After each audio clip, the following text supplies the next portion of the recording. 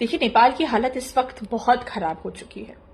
जिस तरह से 2 दिन में इस हिंसक प्रदर्शन ने इतना विकराल रूप लिया है, 2 पूर्व पीएम को इतनी बेरहमी से मारा गया, एक पूर्व पीएम की पत्नी को जला दिया गया, जिसके बाद अस्पताल में उनकी मृत्यु हो गई।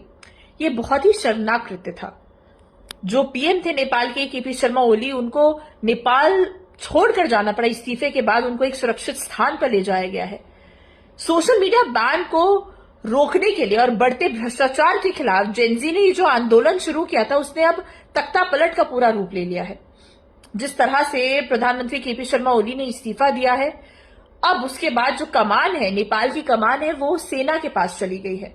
आंदोलन इतना भयानक हुआ है कि इस 2 दिन में लगभग 22 लोगों ने, आप सोचिए, 22 लोगों ने अपनी जान गंवा दी और 400 से ज्यादा लोग घायल हुए हैं।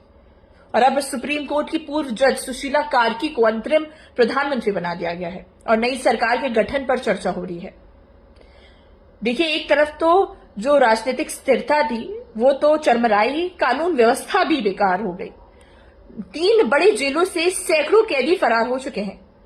इस बीच पीएम मोदी ने भी नेपाल में शांति की अपील की है और कहा है कि नेपाल में स्थिरता भारत के लिए बहुत जरूरी है, क्योंकि देखिए, पिछले 5 सालों में किस तरह से भारत की जो नेबरिंग कंट्रीज है उसमें जो राजनीतिक स्थिरता है वो खराब हुई है। पहले हमने बांग्लादेश में तो देखा ही, श्रीलंका में भी देखा, म्यांमार में तो देख ही रहे थे, और अब देखिए नेपाल भी। ये बेहद ही चिंताजनक स्थिति हो गई, क्योंकि भारत के जितने भी नेबरिंग देश हैं उसमें जो राजनीतिक स्थिरता है वो बहुत खराब हो गई है। अब बस उम्मीद यही हो सकती है कि जल्द से जल्द नेपाल में लोकतंत्र फिर से वापस आए। देखिए, 17 साल ही हुआ था नेपाल में राजतंत्र से लोकतंत्र आने में, और 17 साल में इस तरह का हालात देखने को मिल रहा है। बहुत ही दुख वाला है। बस यही उम्मीद है कि जो स्थिति है ठीक हो, पहले से बेहतर हो, और फिर से जो लोकतांत्रिक शक्ति थी जो नेपाल में होती थी वो वापस आ जाए।